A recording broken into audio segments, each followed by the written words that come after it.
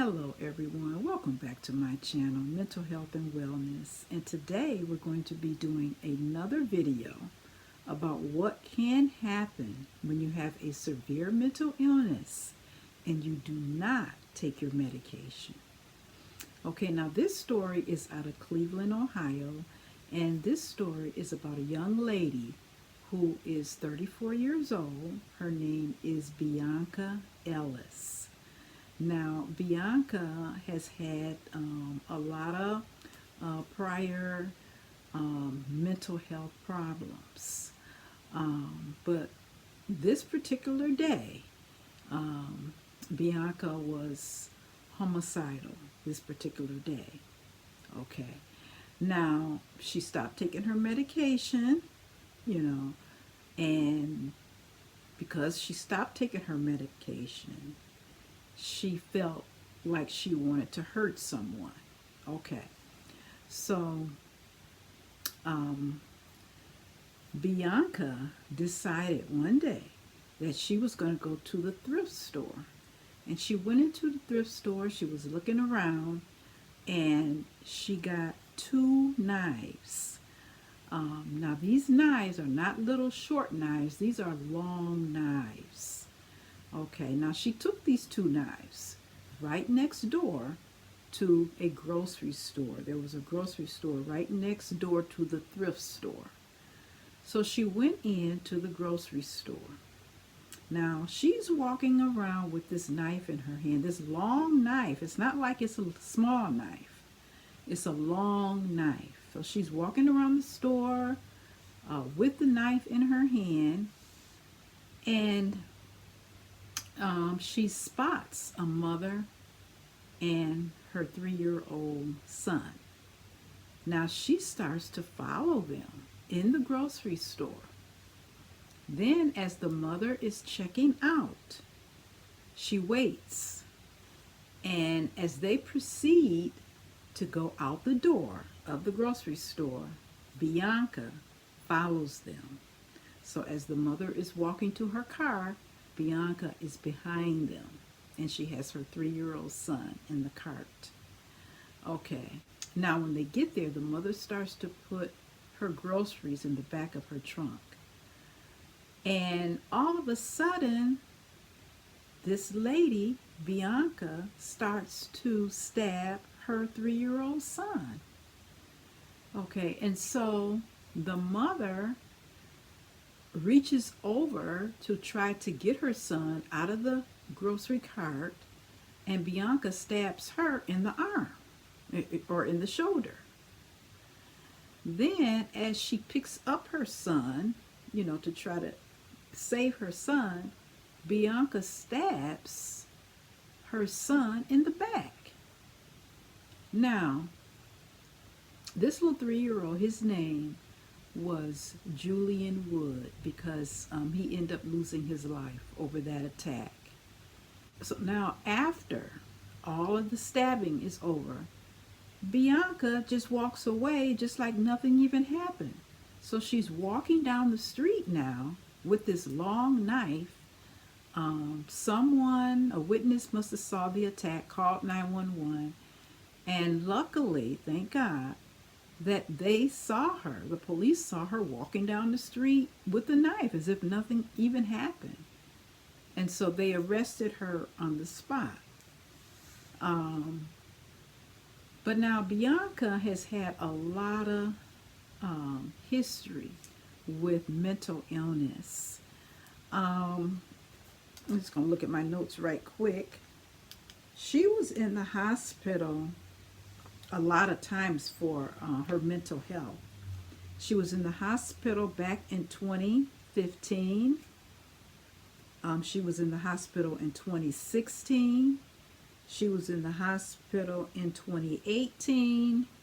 She was in the hospital in 2021. Okay, and in 2023, she called 911. And she said that she was out of her medication. And she said that she was seeing things coming out of her walls. And she said that I guess she was having a lot of delusions and a lot of hallucinations. and she didn't feel safe. So she called 911. Okay, now that was in 2023. And then the incident that I just got done talking about, that happened June 3rd of 2024. So this just goes to show you that a lot of things can happen. You know, when a person has a severe mental illness and they do not take their medication. Now, she felt like she wanted to hurt someone. You know, now why she chose a little 3-year-old son, you know, nobody will ever know that but her.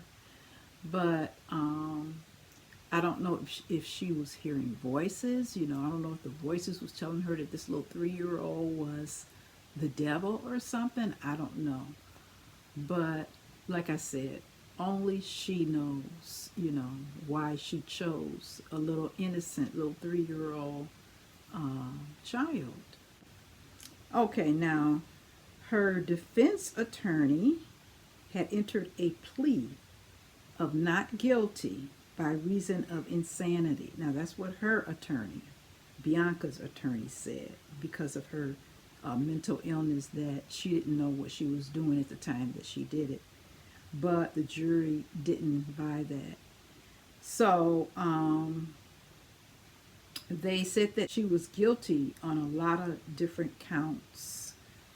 They did say that she was guilty, you know, that she knew what she was doing. Now apparently Bionca had lost touch with her family members. You know, from what I read, she didn't have a lot of family members, and apparently they knew that, you know, because of her mental illness, I'm sure that's why she didn't have any, you know, family members that, you know, wanted to be with her or be around her, but she really needed some help. Now they're going to announce her sentencing on, I believe it'll be the end of this month. Sometime at the end of this month, they're supposed to announce her sentencing. Okay, now the other thing too is what I wanted to talk about. You know, a lot of people that are violent are violent and have a mental illness, they are in prison right now. And I wanted to know, and I just, you know, wanted to know about the state of Ohio. I just wanted to know because this crime happened in Ohio. So I just wanted to know how many mentally ill prisoners are there in the whole state of Ohio. And the total, now this includes the people that have a mental illness, is 71,000 people. That's a lot of people, 71,000. And now that's just in Ohio, in the prison system. And 1 in 5 have a mental illness. Now it's probably more than that. I looked up another website and it said 15 to 30% or more. Yeah, and it probably is more like 40%. So, the reason why I wanted to do that is because it's just so sad that people that have a mental illness are not getting the help that they need. You know, they're really not getting the help that they need. And the other thing, what's sad about it, is that by them being adults, you can't make them take their medication. The only way you can make them take their medication is probably if they're in an institution. But once they get home, it's on them to take their medication. It's on them. Because all of those times that she was in and out of the mental health hospital, it seems like she would have known that she needed to take her medication. But evidently she didn't know. And I know that's because of her mental illness. She didn't know. But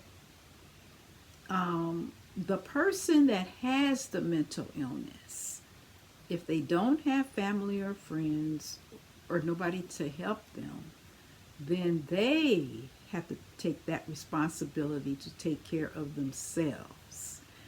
Because if they don't, they're going to end up in the prison system. Just like what's happening with Bionca now. You know, she was in and out of the mental hospital ever since she was, ever since 2015.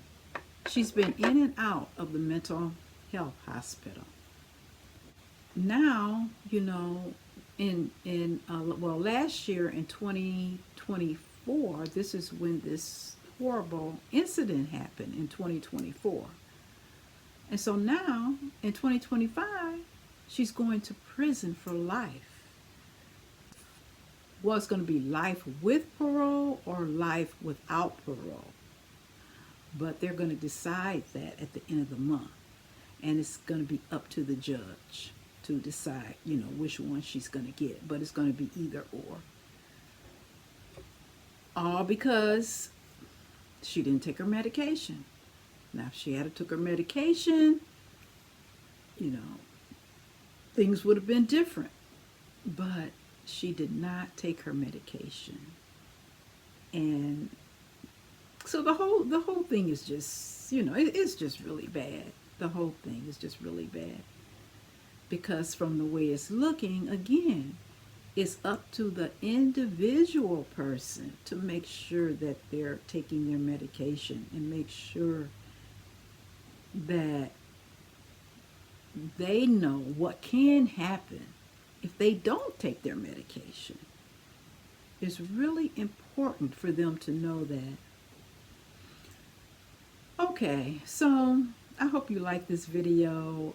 If you can give me a comment, I would like to know what do you think about this story? What do you think about Bionca Ellis?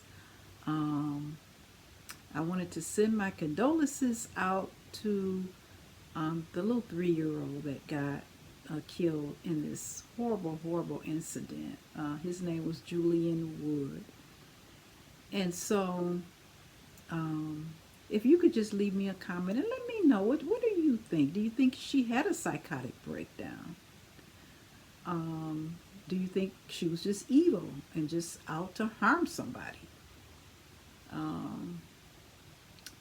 Do you think that she should, get life in prison? Do you think she should get life with parole?